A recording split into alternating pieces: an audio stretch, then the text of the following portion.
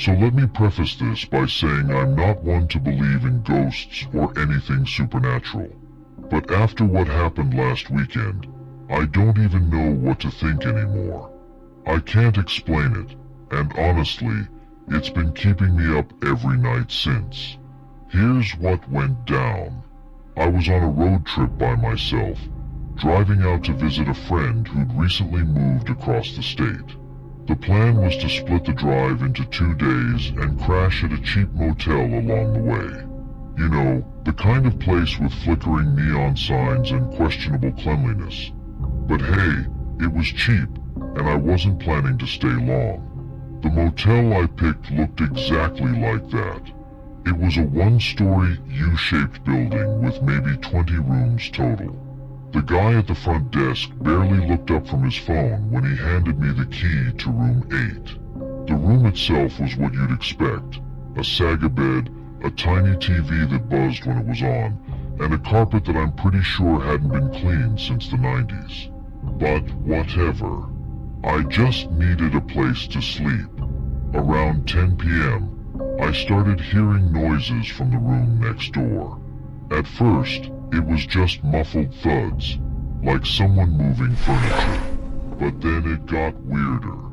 There was this dragging sound, like something heavy being pulled across the floor. It went on for maybe 5 minutes, then stopped. I figured someone was just settling in or moving stuff around, so I tried to ignore it. But then, around midnight, I heard something else. It started as this faint tapping sound on the wall between our rooms. It was slow, methodical, tap, tap, tap. I tried banging on the wall to let them know they were being loud, but the tapping stopped immediately. I thought that was the end of it, but a few minutes later, my phone buzzed. I'd gotten a text. Now, this is where it gets creepy. The text was from an unknown number, and all it said was, "Do you think he'll find you in there?" I stared at my phone, heart racing. I didn't know anyone in this area, and I definitely hadn't given my number to anyone at the motel. I tried texting back, asking who it was, but the message didn't go through. At that point, I was spooked, but I told myself it was probably just a prank. Some bored teenager messing with random guests. Still, I couldn't shake the feeling that something was off. I tried to go to sleep, but just as I was dozing off, I heard a loud bang from the room next door. It sounded like someone had slammed a door or thrown something heavy against the wall. I jumped out of bed, grabbed my phone, and decided to call the front desk. The guy who answered sounded half asleep and clearly didn't care. He just mumbled something about checking it out later. Frustrated, I decided to take matters into my own hands. I crept out of my room and into the parking lot. The whole place was eerily quiet. No cars driving by, no crickets chirping, just silence. I walked over to the window of the room next door, expecting to hear more noises or maybe see someone moving around inside. But when I got close enough to peek through the curtains, my blood ran cold. The room was empty, like completely empty. No furniture, no lights, nothing. Just bare walls and an old, stained carpet. I stood there for what felt like forever, trying to process what I was seeing. Then I heard it again, that faint tapping sound, but this time it was coming from my room. I bolted back inside, slammed the door, and locked it.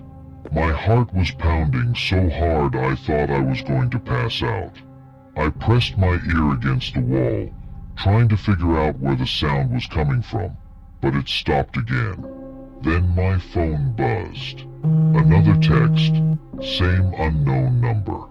This one said, "He's closer than you think." I panicked. I grabbed my keys, my bag, and everything I could carry, and I ran out to my car. I didn't care if I was driving all night. I just needed to get out of there. As I was pulling out of the parking lot, I glanced at the motel one last time. Standing in the window of room 8, my room, was a man. He was tall, pale, and wearing a dark suit.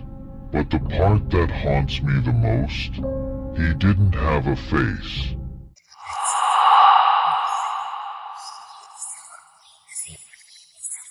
Alright, let me preface this by saying I'm not crazy. I swear. What happened to me last month is still messing with my head, and I just need to tell someone. Maybe writing it out will make it feel less real. So, my partner and I just had a baby. Life's been chaotic, but also kind of beautiful, you know? We set up a nursery, got one of those fancy baby monitors that links to your phone, and thought we were totally prepared for parenthood. Spoiler, we weren't. Anyway, about 3 weeks ago, I was up late. It was one of those nights where you're so tired, you feel like a zombie, but for some reason, you can't sleep. My partner and the baby were both out cold upstairs. I was in the living room, scrolling through my phone, half watching some random Netflix show, when the baby monitor app on my phone pinged. At first, I didn't think much of it. It goes off all the time, usually just the baby stirring. But then I glanced at the screen, and my stomach dropped. There was movement. Not a lot, just a subtle shift, like someone was leaning over the crib. But here's the thing, both of us were downstairs. Nobody else was in the house. Or at least, that's what I thought. I froze, staring at the screen, trying to convince myself it was just a glitch. Maybe the app was lagging, or the camera had picked up a shadow. But then, I heard it. A voice. Soft, faint, but definitely there. At first, I thought it was my partner checking on the baby, but then I realized the voice wasn't hers. It wasn't mine either. It was wrong. Whispery, like someone trying to talk through static.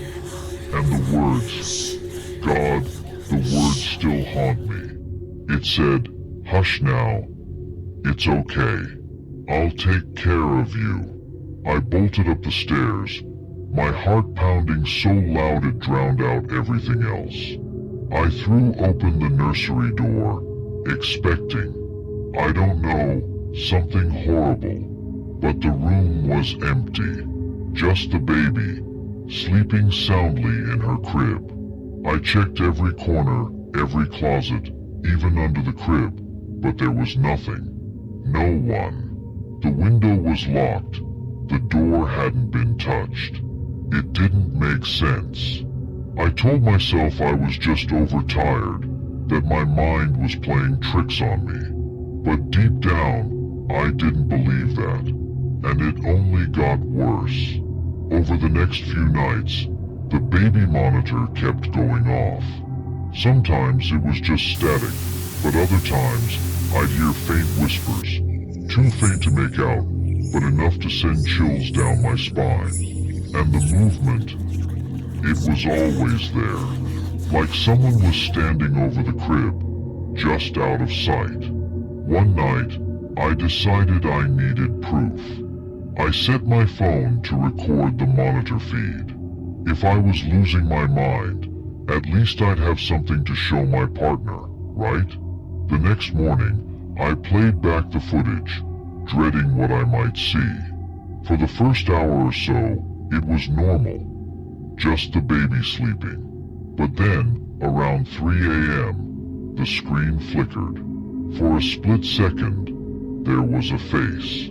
Pale, hollow eyes, a mouth that was too wide, and a smile that stretched in a way no human should.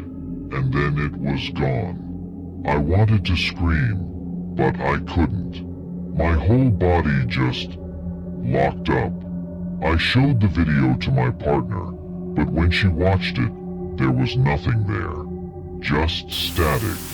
She thinks I'm stressed, that I need sleep, but I know what I saw. The next night, I stayed up, watching the monitor like a hawk. I was determined to catch it again. But around 2 a.m., I heard a noise, not from the monitor, but from the nursery itself. It was the creak of the rocking chair. I ran upstairs and flung open the door, but again, nothing. The chair was still swaying slightly, like someone had just gotten up. The baby was awake this time, staring at the corner of the room, giggling. I don't know what's happening in that nursery. We moved the crib into our room for now, but I still hear the whispers sometimes, faint and distant, like they're coming from the walls. And the worst part? The baby monitor still pings at night, even though it's unplugged.